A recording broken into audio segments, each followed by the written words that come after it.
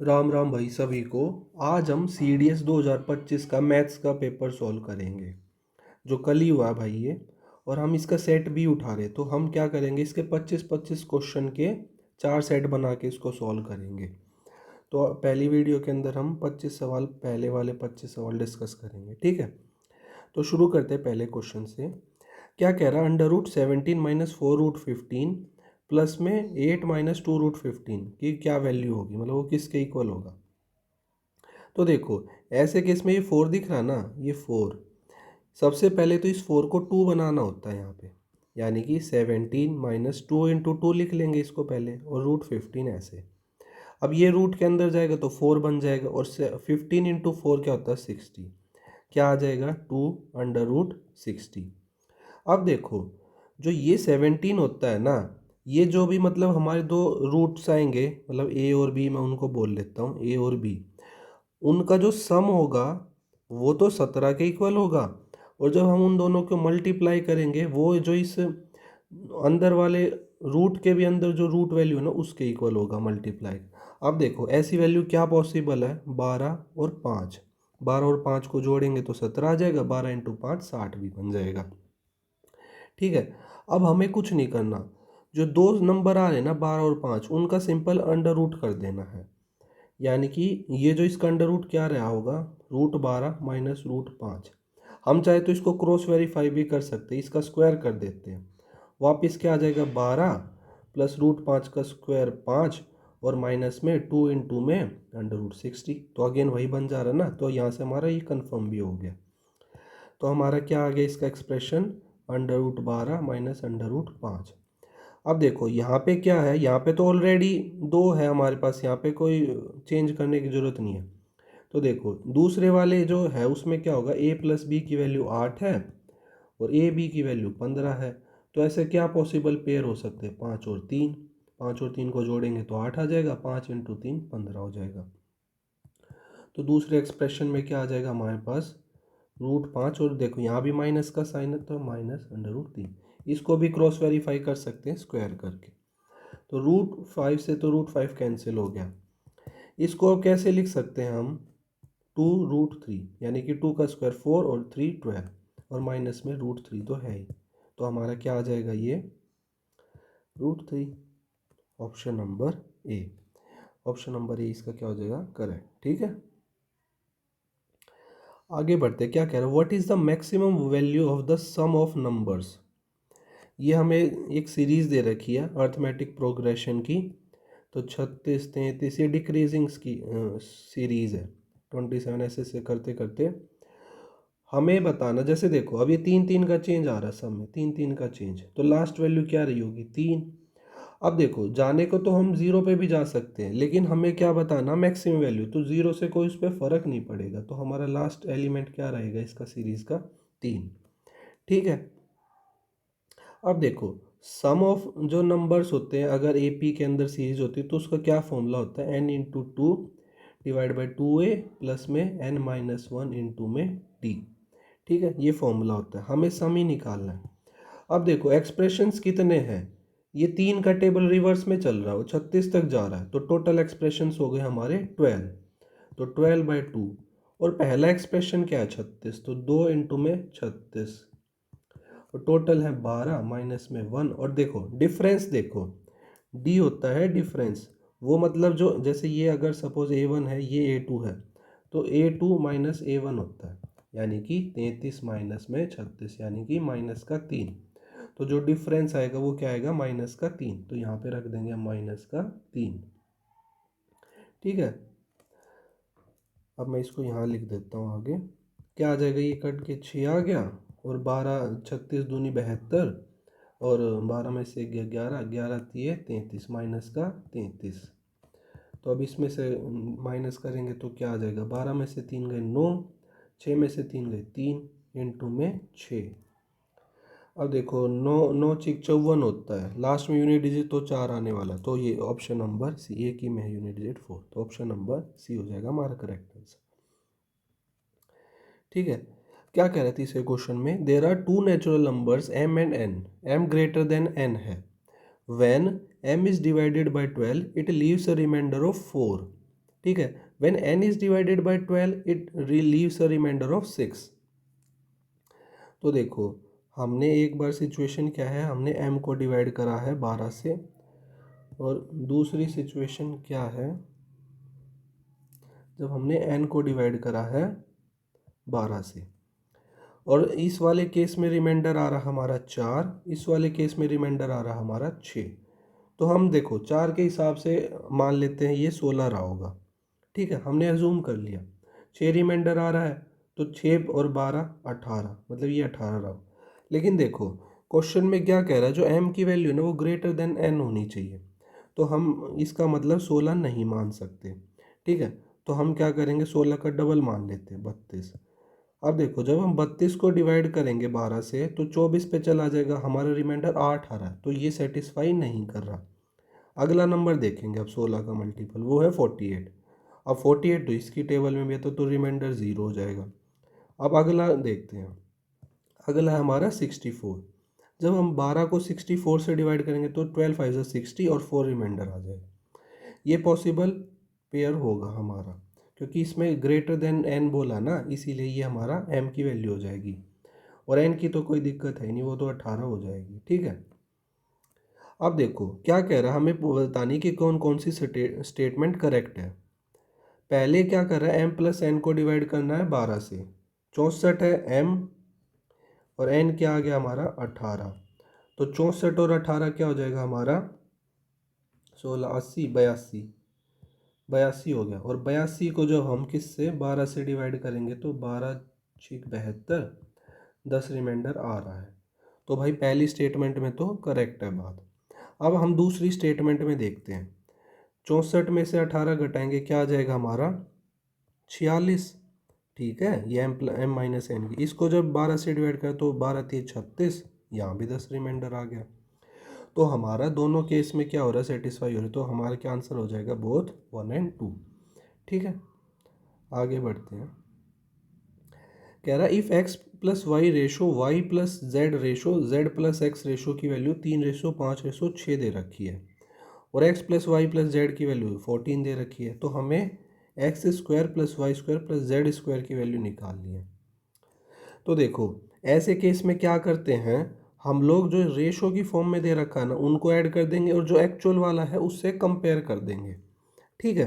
तो रेशो में देखो एक्स 2 बार, वाई भी 2 बार, जेड भी 2 बार, तो रेशो वाली फॉर्म में क्या आ जाएगा 2x plus Y plus Z, और रेशो में इनको ऐड कर देते हैं, 5 और 3 8, 8 और 6 14, मतलब इनकी वैल्यू 14 दी हुई है, ये रेशो से चल रहा, तो यहाँ से रेशो से निकाला 7, तो रेशो वाली फॉर्म से आ रहा है हमारी वैल्यू 7, और एक्चुअल में दी हुई है 14, तो यानी कि जो रेशो वाली है उससे हम अगर एक्चुअल वैल्यू पे जाएंगे तो कैसे जा सकते, जब हम उसको इंटू 2 कर देंगे, 2 से मल्टीप्लाई करने पर हम एक्चुअल वैल्यू पे पहुंच जाएंगे।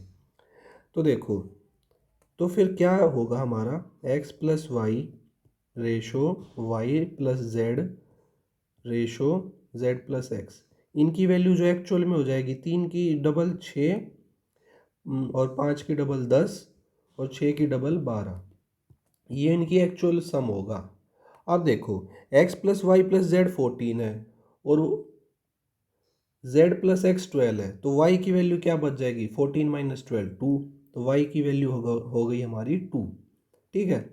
अब ऐसे ही देखो यहाँ भी y की वैल्यू 2 आ जाएगी।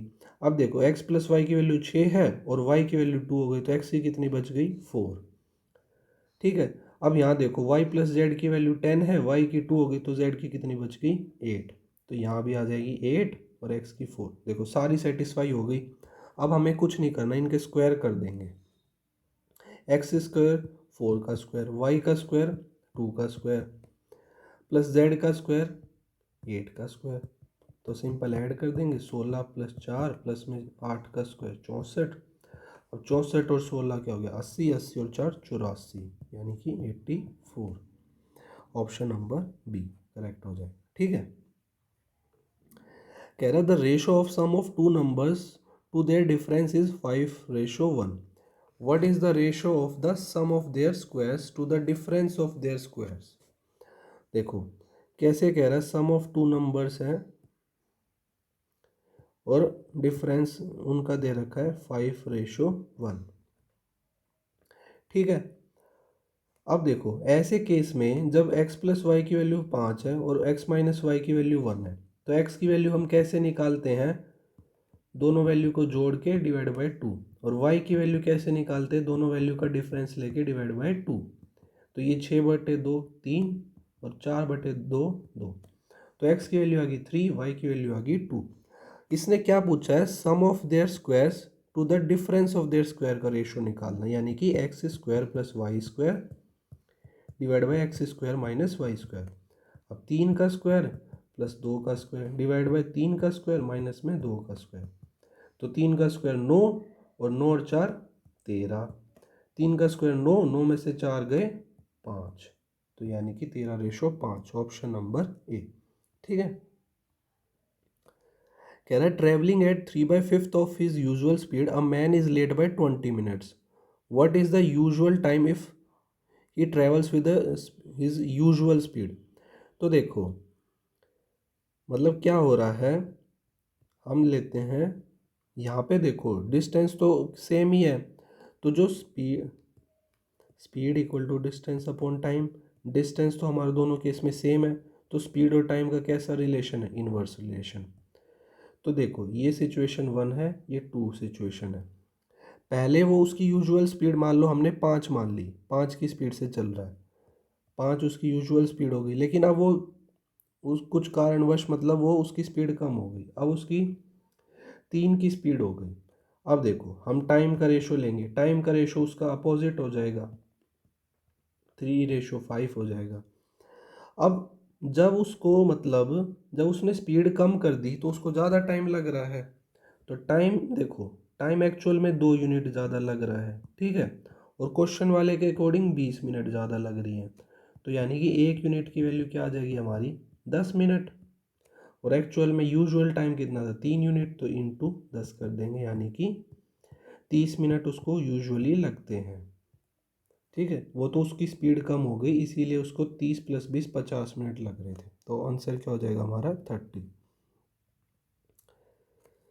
What is the remainder when 2 to the power p 2 की power p minus 1 is divided by p where p is greater than 5 is a prime number? तो देखो क्या कह रहा है, और p की वैल्यू हमें देखो 5 से ज़्यादा लेनी है। अब देखो और प्राइम नंबर भी लेनी है, तो 2 की पावर हम नियरेस्ट प्राइम नंबर हो जाएगा हमारा 7 माइनस 1, और डिवाइड बाय हमें करना है p से ही, यानी कि 7 से। तो वैसे तो ये देखो एक रिमाइंडर थ्योरम भी है, इससे हमें जो रिमाइंडर आता है वो सीधा सीधा 1 आ जाता है, लेकिन फिर भी हम इसको सॉल्व कर लेंगे। तो 2 की पावर 7 कितना होता है हमारा? 128 माइनस में 1 डिवाइड बाय 7। ठीक है। और क्या आ जाएगा फिर हमारा? 127 डिवाइड बाई 7। 7 से काटेंगे एक बार, 7 पे गया 57, और 56 पे जाएगा, तो रिमाइंडर कितना आ जाएगा? 1। Option number 1। ठीक है। आगे बढ़ते हैं। क्या कह रहा है? What is the number of factors of this? अब देखो नंबर ऑफ फैक्टर्स के लिए हमें पता, जैसे मान लो हमारे पास 6 है, उसको हम लिख सकते हैं 2 × 3, इसकी पावर लेते हैं, फिर जितनी पावर है +1 इंटू में जितनी दूसरे की पावर +1, और उतने ही उसके फैक्टर हो जाते हैं 4। ऐसे हम लोग निकालते हैं। ठीक है। तो देखो यहाँ पे क्या है, 24 को कैसे लिख सकते हैं हम? 8 की क्यूब इंटू में 3 की क्यूब। ठीक है। हम लोग ने बेस को अलग अलग कर लिया। ठीक है। और दूसरे केस में क्या लिख सकते हैं हम? 8 की क्यूब इंटू में 2 की क्यूब। ठीक है। और यहाँ तो 8 की क्यूब है ही। अब यहाँ से क्या करेंगे? 8 की क्यूब कॉमन ले लेंगे, तो 3 क्यूब माइनस 2 क्यूब माइनस में 1 बच गया। और 8 की क्यूब को क्या लिख सकते हैं हम? 2 की क्यूब। ठीक है। अब यहाँ देखते हैं, यहाँ 27 और माइनस में 2 की क्यूब 8 माइनस 1 9, तो 27 में से 9 गए, क्या बच जाएगा? क्या बच जाएगा? 18 बच जाएगा।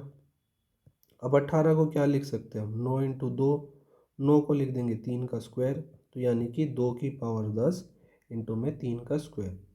तो नंबर ऑफ फैक्टर्स कितने आ जाएंगे हमारे? 10 + 1 इंटू में 2+1 यानी कि 11 इंटू 3 यानी कि 33 फैक्टर्स पॉसिबल है। ऑप्शन नंबर ए।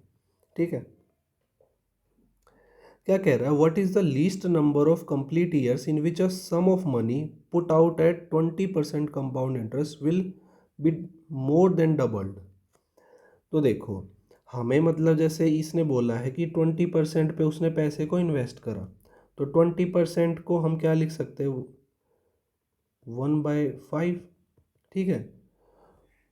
सपोज देखो हमने क्या करा, 1 रुपया इन्वेस्ट करा, ठीक है, और हमें जो लास्ट में अमाउंट मिलेगी वो क्या मिलनी चाहिए, मोर देन डबल, मतलब 2 से ज़्यादा होनी चाहिए। तो हमें ये बताना है कि उसमें कितने ईयर्स लगेंगे। तो देखो जब हम ऐसे लिखते हैं 1 इंटू में इसकी फ्रैक्शन वैल्यू 1/5, तो कितने से चेंज होगा, 6/5 से। और 6/5 जो है उसकी क्या वैल्यू होगी, 1.2। इसको हम ऐसे लिख सकते हैं 1.2। अब देखो चेंज देखना हमें ईयर्स के अंदर, हमने लिख लिया n ईयर्स, और वो किससे ग्रेटर देन होना चाहिए, 2 से। ठीक है। सपोज हमारा 1 रुपया शुरू में था, हमें 2 से ज़्यादा जानी है। अब 12 का अगर पावर 1 लिया तो मतलब 1 साल में तो 1.2 पैसा गया है। अब जब n की वैल्यू 2 रखेंगे तो कितना चला जाएगा, 1.44। अब जब n की वैल्यू 3 रखेंगे तो हमारा कितना चला जाएगा, 1.728, यानी कि 12 की क्यूब। जब हम n की वैल्यू 4 रखेंगे ना, तो वो क्या हो जाएगा, हमारा 2 से ज़्यादा चला जाएगा। तो क्या आंसर होगा इस हिसाब से हमारा, जब हम 4 साल बाद जब देखेंगे ना, तो जो मनी एक्चुअल में हमने इन्वेस्ट करी थी ना, उससे भी डबल हो जाएगी। ठीक है। तो क्या आंसर हो जाएगा हमारा, ऑप्शन नंबर सी। ठीक है। कह रहा है a train of certain length takes time t to pass completely through a station of length x. The same train with the same speed takes time 2t to pass completely through another station of length y. What is the time taken by a train to pass completely through the station of length x plus y? तो हमें नहीं पता train की speed क्या है, हमने मान ली a speed है, और हमें ये भी नहीं पता ट्रेन की लंबाई क्या है, लेंथ क्या है उसकी, तो उसको मान लिया l। तो ट्रेन की लंबाई होगी l, और स्टेशन की लंबाई होगी x, और डिवाइड बाय टाइम कितना लग रहा हमें t। ये तो हो गई पहली सिचुएशन। दूसरी सिचुएशन में क्या कह रहा है, वही स्पीड के साथ ट्रेन जा रही है, लेंथ उसकी वही है, लेकिन अब स्टेशन की लंबाई है y, और टाइम लग रहा है उसको 2t। ठीक है। तो यहाँ से इन दोनों इक्वेशन को इक्वेट कर लेते हैं, ए के इक्वल है, तो यानी कि l plus X divide by 2t equal to l plus Y divide by 2t।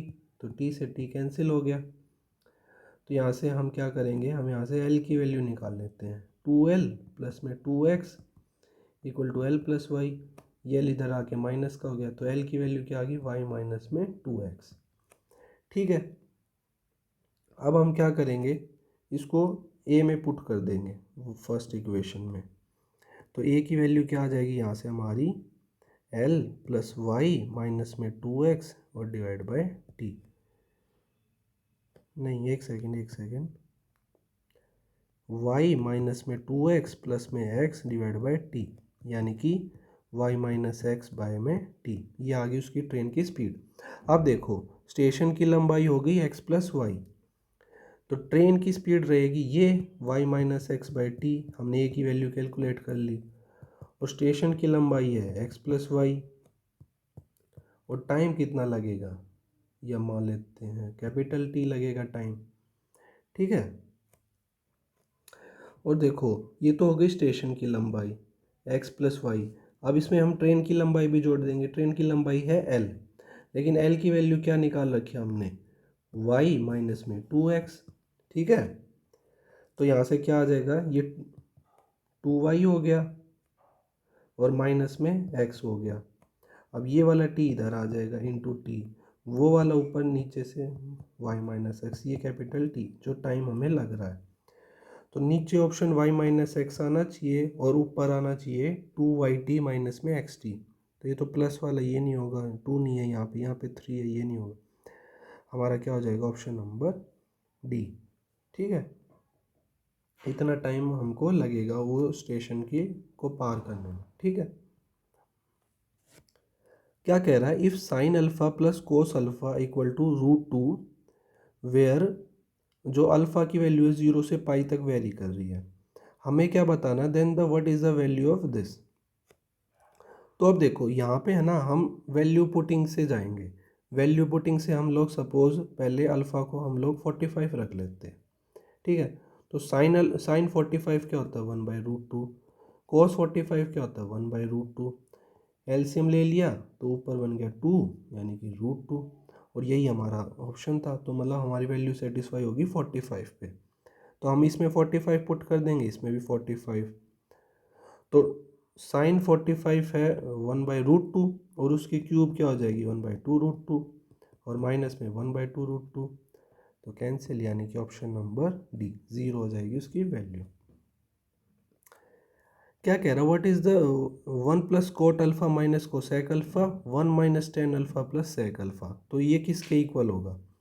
तो अगेन हम वैल्यू पुटिंग से जाएंगे, और हमें पता है जो tan 45 होता है वो cot 45 के इक्वल होता है, और वो कितना होता है 1। तो सबसे सिंपल यही रहेगा, हम 45 पुट कर लें। तो हमने क्या करा, अल्फा इक्वल टू 45 पुट कर दिया, ठीक है। तो 1 प्लस में cot 45 1, माइनस में अब देखो कोसेक 45 क्या होता है हमारा, √2, ठीक है। और यहाँ पे 1 प्लस में tan 45 1, प्लस में sec 45 अगेन √2।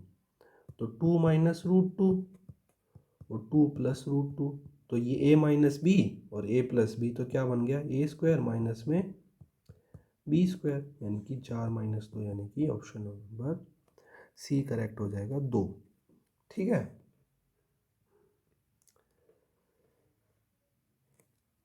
आगे बढ़ते हैं।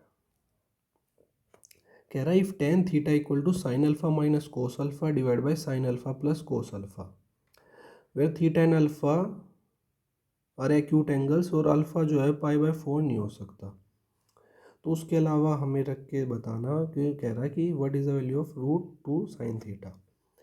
तो देखो सबसे पहले हम क्या करेंगे, एक्यूट एंगल्स बोल रहा है, तो सबसे पहले हम थीटा को रख लेते हैं 30 डिग्री, और सॉरी अल्फ़ा को रख लेते हैं, अल्फ़ा को रख लेते हैं 30 डिग्री, ठीक है। तो tan थीटा क्या आ जाएगा हमारा, साइन 30 क्या होता है हमारा 1/2, और माइनस कोस 30 क्या होता है √3/2, डिवाइड बाय 1/2 माइनस प्लस में √3/2। इसको जब सॉल्व करेंगे एलसीएम ले लेंगे तो 1 माइनस √3, और नीचे बच जाएगा 1 प्लस √3। और देखो tan क्या होता है हमें पता है, परपेंडिकुलर अपॉन बेस। तो यहाँ से हम क्या करेंगे, हाइपोटेन्यूज निकाल लेंगे, ठीक है। हाइपोटेन्यूज क्या हो जाएगी, p का स्क्वायर प्लस b का स्क्वायर का अंडर रूट।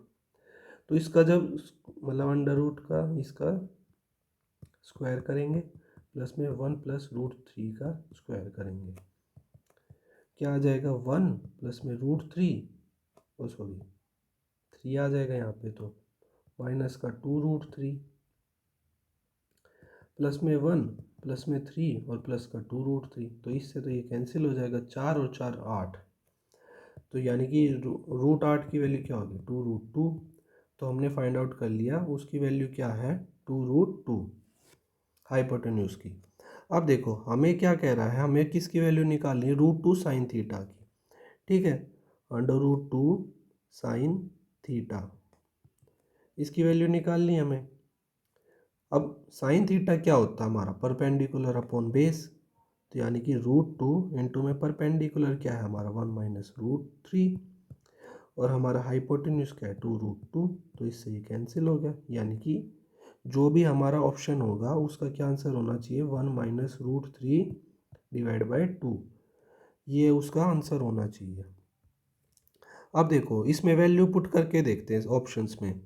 साइन अल्फ़ा क्या होगा, साइन 31 ना है हमने, 30 की वैल्यू क्या हो जाएगी 1/2, और माइनस कोस 30 क्या होता है √3/2। तो एलसीएम लेंगे 2 आ जाएगा, 1 माइनस √3, ये तो पहले में ही सेटिस्फाई हो गया, ठीक है। तो हमारा क्या हो जाएगा आंसर नंबर ए, ठीक है। ऐसे वाले क्वेश्चंस को वैल्यू पुटिंग से करो, बेस्ट है, ठीक है। कह रहा है for how many values of alpha does the expression sign alpha plus 2 sign alpha plus 4 sign alpha minus 4 और साइन अल्फा माइनस 4 बिकम्स 0। तो देखो ज़ीरो कब हो सकता है, ये एक बार सोचना इसको, या तो ये साइन अल्फा 2 हो जाए, या फिर ये साइन अल्फा 4 हो जाए, या फिर ये माइनस का 4 हो जाए, या फिर ये माइनस का 2 हो जाए। इन्हीं केसेस में हो सकता है। अब देखो हमें पता है जो साइन अल्फा होता है उसकी वैल्यू किस रेंज में वेरी करती है, 1 से लेके -1 तक वेरी करती है। ठीक है, अब हम कुछ भी वैल्यू पुट कर लें यहाँ पे अल्फा की, वो कभी भी 1 और -1 को क्रॉस नहीं करेगी। ठीक है, अगर वो क्रॉस नहीं करेगी तो कुछ ना कुछ वैल्यू रहेगी, वो ज़ीरो बनेगा ही नहीं। तो कितनी ऐसी वैल्यूज़ पॉसिबल है अल्फ़ा की, तो आंसर हो जाएगा नो वैल्यू पॉसिबल, मतलब ऐसी कोई वैल्यू पॉसिबल है ही नहीं अल्फ़ा की जो इस एक्सप्रेशन को ज़ीरो कर। ठीक है, तो ऑप्शन नंबर ए हो जाएगा हमारा।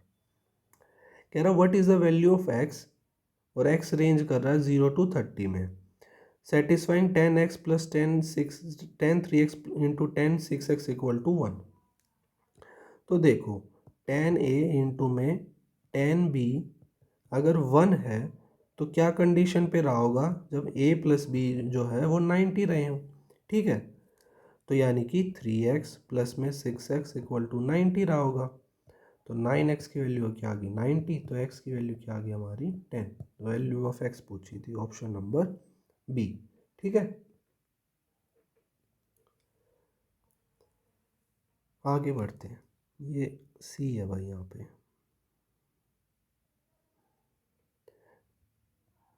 क्या कह रहे हैं, ए माइनस बी का whole square divide by B minus C into C minus A plus B minus C का स्क्वायर, और मतलब पूरी चेन बनी हुई है।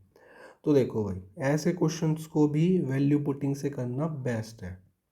तो देखो बस कंडीशन क्या दे रखी है, A equal to B equal to C नहीं मानना। ठीक है, तो हम क्या करेंगे, A equal to 0, B equal to 1 और सी इक्वल टू 2 ऐसे मान लेते हैं। ठीक है, और बस पुट करते हैं वैल्यू।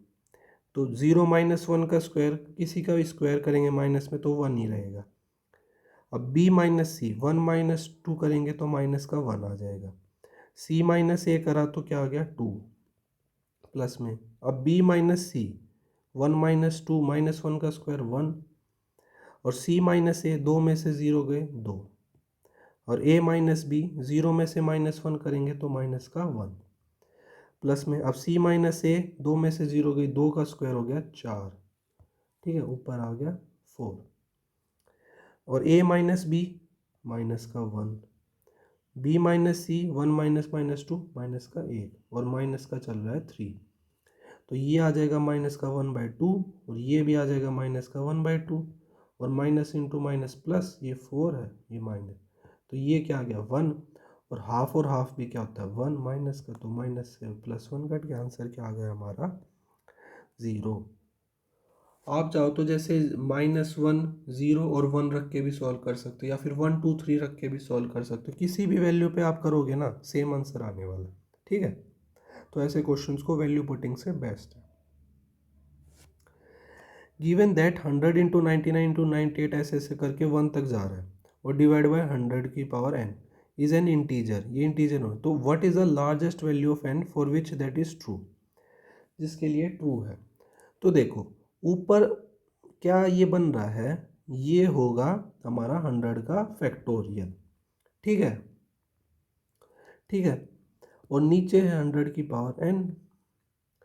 अब देखो हम क्या करेंगे, हम जीरोस निकाल लेंगे इसके अंदर 100 फैक्टोरियल के अंदर। ठीक है, और जो नंबर ऑफ जीरोस का कॉन्सेप्ट होता है वो होता है सम ऑफ ऑल क्वोशंट्स।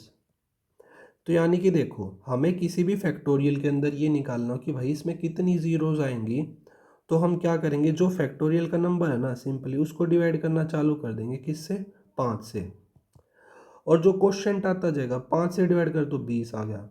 जब तक वो क्वोशंट हमारा पूरा ख़त्म नहीं हो जाता, मतलब डिवाइड करना पॉसिबल ही ना हो, तब तक डिवाइड करेंगे।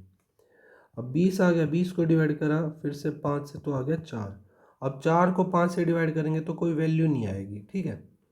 तो हमारा 20 और 4 कितना हो गया, 24, यानी कि 24 तो उसके अंदर जीरोस पॉसिबल है, ठीक है।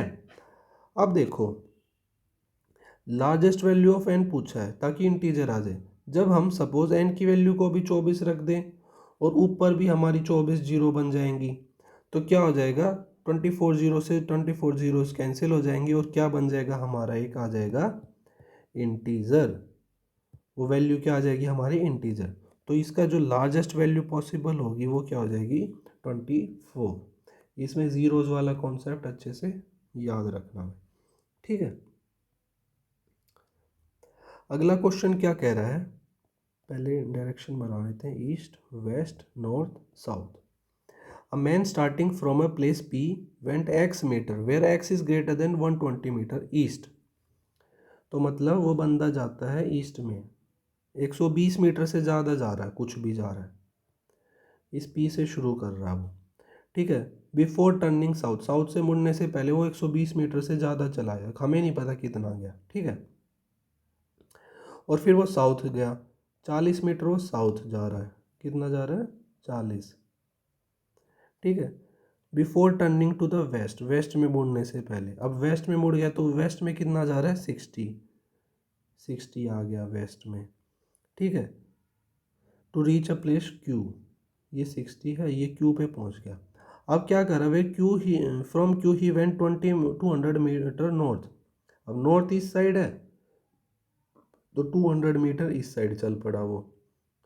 ये पूरी डिस्टेंस कितनी है, ये 200 मीटर, और ये 40 हो गई, तो ये कितनी बची, 160 बची, ठीक है। अब क्या कह रहा है, and reach the place R. अगर पी आर की वैल्यू, ये पी आर हो गया, अगर पी आर की वैल्यू 200 मीटर है तो हमें क्या निकालना है, एक्स की वैल्यू क्या होगी। अब देखो ये तो वाला पोर्शन तो हो जाएगा 60, यहाँ से सपोज हम इसको एक्स मान लेते हैं और हमें निकालना है पी एक्स की वैल्यू, तो ये तो हो गया 60। और देखो ये एक ट्रायंगल बन गया, आर और ये वाला पॉइंट और पी, ये ट्रायंगल बन गया। अब ये बन रहा है ट्रिपलेट, ट्रिपलेट किसका बन रहा है, 3 4 और 5 का। क्या करा हमने, 25 पंजे 20 पंजे 100, यानी कि इसको 40 से मल्टीप्लाई करके ट्रिपलेट बना रखा हमने। 40 से मल्टीप्लाई करा 200, 40 से 160 और 40 से 120, तो यानी कि ये वैल्यू क्या रही होगी, 120, और ये है 60। तो इस पॉइंट का और इस पॉइंट का हमें डिस्टेंस निकालना, तो यही हमारा स्टार्टिंग में एक्स, तो ये क्या हो जाएगा, 120 + 60 180 मीटर, ठीक है। 19वां सवाल करते हैं।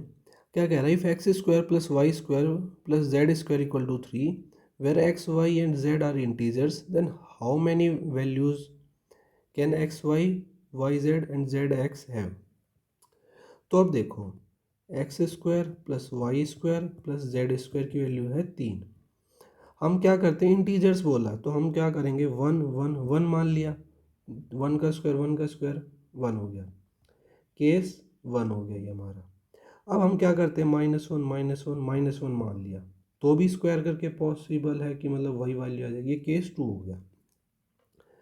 तीसरा केस क्या है, हम 1 को माइनस मान ले, 2 को प्लस मान ले, केस 3। ये चेंज भी कर सकते हो इसमें, लेकिन उससे कोई फ़र्क नहीं पड़ेगा। दूसरा के तीसरा चौथा केस क्या हो जाएगा, -1 2 जगह मान लिया, 1 जगह मान लिया 1 केवल, तो ये हो गया केस 4।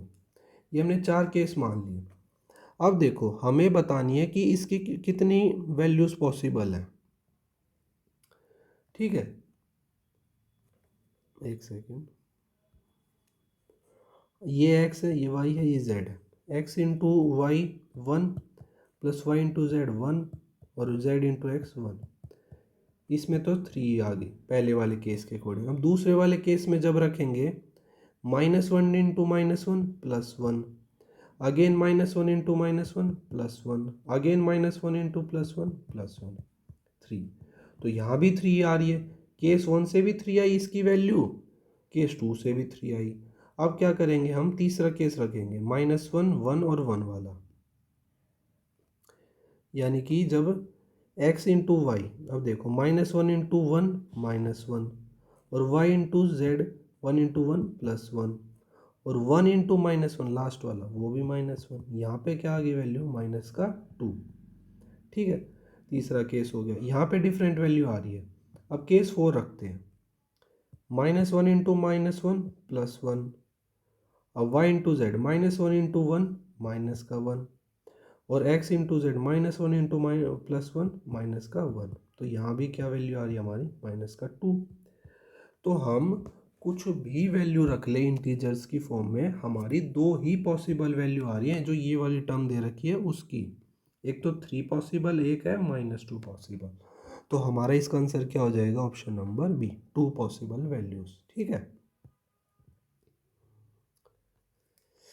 अब देखो ये तो सिंपल क्वेश्चन है। x plus Y plus z real numbers हैं और x plus Y plus z 10 है और हमें निकालनी है इसकी वैल्यू। तो सबसे पहले तो हम फॉर्मूला यूज़ करेंगे x plus Y plus z का होल स्क्वायर। वो क्या होता है, x plus Y plus z plus में 2 into x Y plus Y Z plus में जेड एक्स, ये फॉर्मूला है। तो 10 का स्क्वायर 100, ठीक है, ये स्क्वायर आएगा यहाँ और इसकी वैल्यू हमें निकालनी है तो इसको हमने n मान लिया और इसकी वैल्यू 18 दे रखी है, 18 दूनी 36। तो n की वैल्यू इधर जाके माइनस हो जाएगा तो n की वैल्यू क्या आ गई हमारी 64। ठीक है, अब इसका फॉर्मूला लगाते हैं। इसका क्या फॉर्मूला होता है, x plus Y plus Z into में X square plus Y square plus Z square minus में क्या आ जाएगा X Y plus Y Z plus में जेड एक्स, ये फॉर्मूला है इसका। और x plus Y plus Z की वैल्यू 10 है और इसकी वैल्यू हमने निकाली 64 और ये आ गया हमारा माइनस का 18।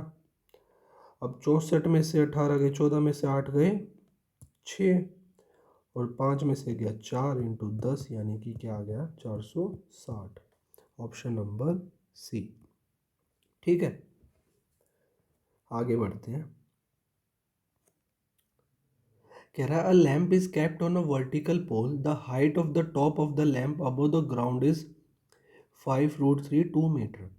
The perpendicular distance of the bottom of the pole from two adjacent walls meeting perpendicularly are 0.7 meter and 2.4 meter.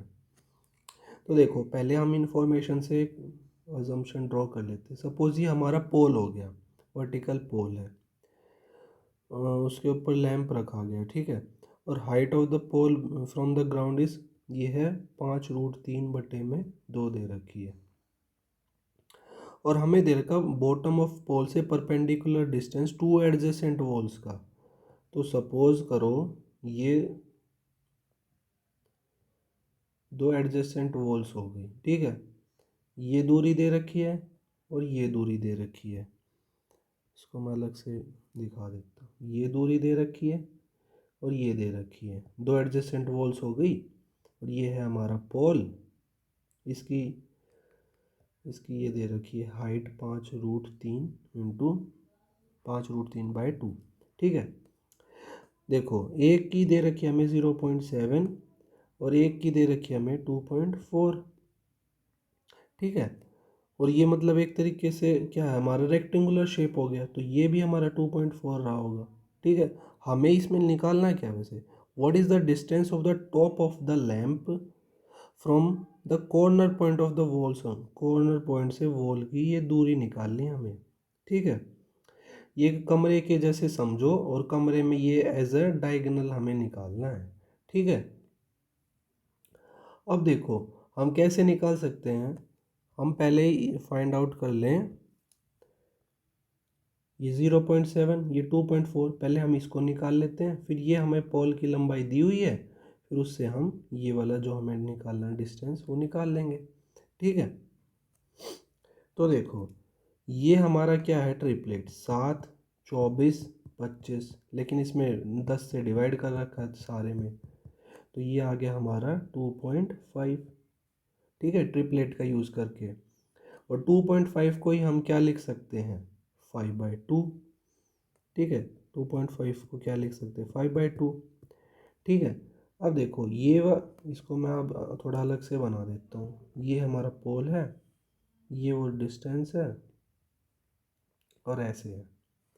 ठीक है, ये वो नीचे वाला डायगोनल है, ये था 5/2 और ये है हमारा 5√3/2। ठीक है, तो ये कितना होगा हमारा, ये पूछ रहा था ये।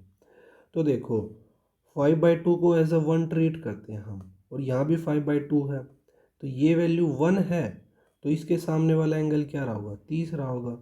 ये √3 है तो इसके सामने वाला 60 रहा होगा। ये 90 है तो इसके सामने वाला क्या रहा होगा, 2 रहा होगा। और 1 यूनिट की वैल्यू 5/2 है, तो 2 इंटू में 5/2 आ जाएगा। यानी कि जो वो पॉइंट टॉप से लेके यहाँ तक का जो डिस्टेंस होगा वो क्या रहा होगा हमारा, 5 मीटर। ठीक है, ये थोड़ा सा कॉम्प्लिकेटेड क्वेश्चन है एक बार, लेकिन पिक्चर क्लियर हो जाएगी ना फिर आपके लिए आसान हो जाएगा। ठीक है, ये 5√3/2 है इसकी हाइट। क्या करें, एक बार मैं फिर से इसको रिपीट कर देता हूँ। ये हमारे पोल था, उसकी हाइट थी 5√3/2, और उसके जो एडजेसेंट वॉल्स थी ना दो, उनकी दूरी दी हुई है, परपेंडिकुलर डिस्टेंस दिया हुआ है, एक का 0.7 एक का 2.4। उसका दोनों ये फिर एक क्यूबॉइड बन गया एक तरीके से। फिर उससे हमने ये निकाली नीचे वाली लेंथ ट्रिपलेट का यूज़ करके। ठीक है, ये आ गई, और फिर हमें ये पता, फिर हमने अगेन पाइथागोरस लगा दी, और हमारा जो है वो जो पूछा हमारे डिस्टेंस कॉर्नर से टॉप तक का, वो आ जाएगा 5 मीटर। ये हमने क्या यूज़ करा है, ये हमने राइट एंगल ट्रायंगल्स में मतलब किस तरीके से वेरी करते हैं वो यूज़ करा है। इसको मैं भी एक बार लिख देता हूँ, 30, 60, 90। अगर 30 के सामने वाली साइड 1 है तो 60 के सामने वाली साइड √3 होगी, और इसके सामने वाली 2 होगी। ये रेशो होता है, इस रेशो में वेरी करते हैं, उसी से मैंने इसको लिखा है। ठीक है, अब 22वां क्वेश्चन करना है। एक सेकंड में इसको क्रॉप कर देता हूँ थोड़ा। ठीक है, इसको एक बार मैंने क्रॉप कर लिया, अभी इसको नीचे देखते हैं यहाँ पे। 22वां क्वेश्चन क्या कह रहा है, C is the centre of a circle with radius 20 centimetre, A B is a chord of length 32 centimetre. देखो जैसे जैसे कह रहा है वैसे वैसे हम ड्रॉ कर लेते हैं। ये सेंटर हो गया, एक कोड दी हुई है हमें ए बी, उसकी लंबाई है 32 सेंटीमीटर। ठीक है, और रेडियस दिया हुआ हमें 20 सेंटीमीटर। ठीक है, तो ये रेडियस बना लिया हमने। ठीक है, और अगर रेडियस सेंटर से कोई भी कोड पे पॉइंट डलेगा तो उसको बराबर हिस्सों में बांट देता है। ठीक है, ये तो हमें पता है। ठीक है, लेकिन इसमें क्या कह रहा है, E is a point on A B, मतलब ए बी पे कोई भी रैंडम पॉइंट हो सकता है ई, वो हमें नहीं पता कहाँ, वो मिड पॉइंट नहीं, ये नहीं बोला इन्होंने। और उस पॉइंट की लंबाई हमें दी हुई है 13। ठीक है, अब देखो ये कोड की पूरी लंबाई है 32 सेंटीमीटर, और जब हमने सेंटर से उस पे कोड पे कोई भी लाइन डलेगी वो उसको बाइसेक्ट कर देती है दो बराबर हिस्सों में, तो ये हमारी क्या हो जाएगी 16, 32 का आधा, ये भी 16 हो जाएगी। और अगर हम ट्रिपलेट लगा के ये निकालें तो 3, 4, 5 का ट्रिपलेट लग जाएगा, उसके हिसाब से ये आ जाएगी हमारी 12। मतलब उस सेंटर से लेके कोड पे जो हमने एक सीधी रेखा डाली उसकी वैल्यू आ गई 12। लेकिन अब सी ई कोई मतलब ये तो सी हो गया, ई ऐसा पॉइंट है इस कोड पे, सपोज ये मान लिया, और उससे उसकी लंबाई दे रखी है हमें 13।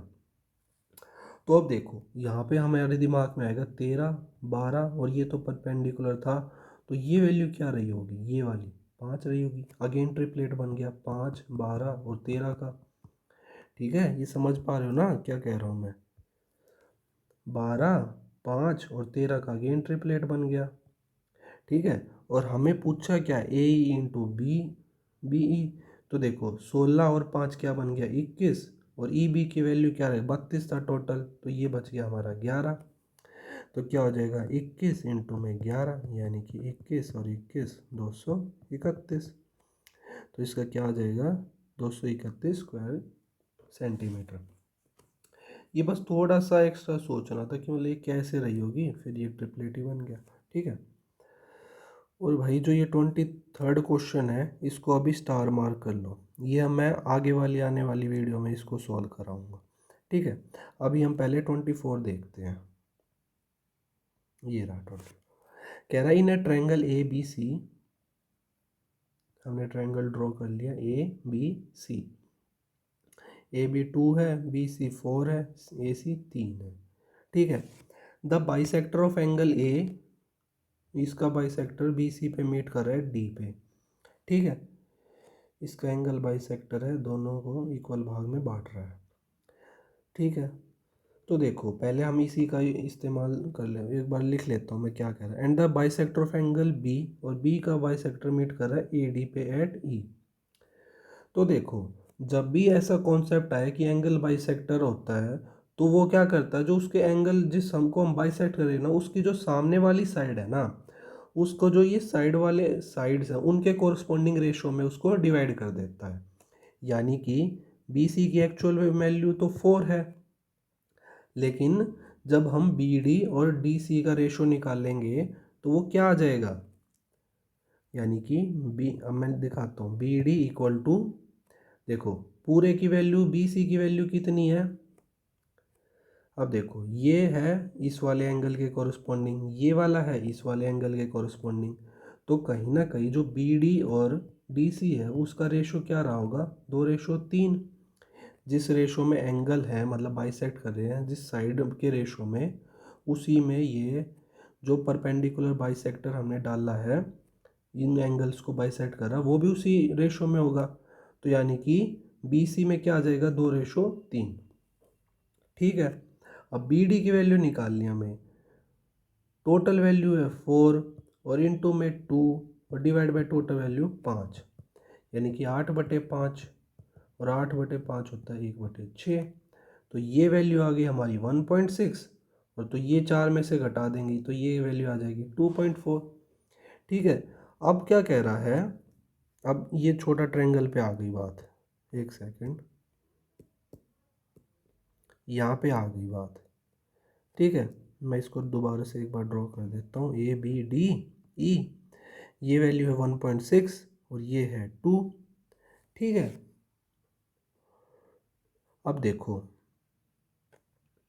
ये भी इसका एंगल बाइसेक्टर है, तो जिस रेशो में ये हैं उसी रेशो में ये वाली साइड्स रहेंगी। अगर ये 1.6 के रेशो में है तो ये भी 1.6 में रहेगी, ये 2 में है तो ये भी 2 में रहेगी, ठीक है। जैसे हमने यहाँ पे बाइसेक्ट एंगल्स को जो बाइसेक्ट कर रहा है उसके अकॉर्डिंग साइड्स का रेशो चेंज हो रहा है, वैसे ये वाला कॉन्सेप्ट यहाँ पे लगेगा। तो ए ई रेशो में ई डी, इसकी वैल्यू 2 है और इसकी वैल्यू 1.6 है, तो डेसिमल हटा के 20, यानी कि 5:4। क्या आ जाएगा हमारा ऑप्शन नंबर ए, क्या आंसर होगा 5:4, ठीक है।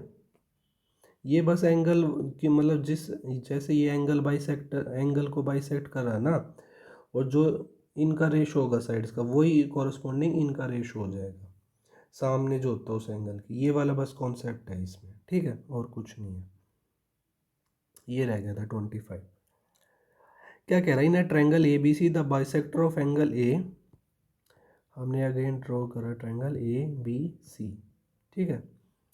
क्या कह रहा है, ए का बाइसेक्टर जो है वो कट कर रहा है बी सी को डी पे, और ए बी प्लस में ए सी की वैल्यू 10 है, और बी डी से डी सी का रेशो क्या दे रखा है, 3:1।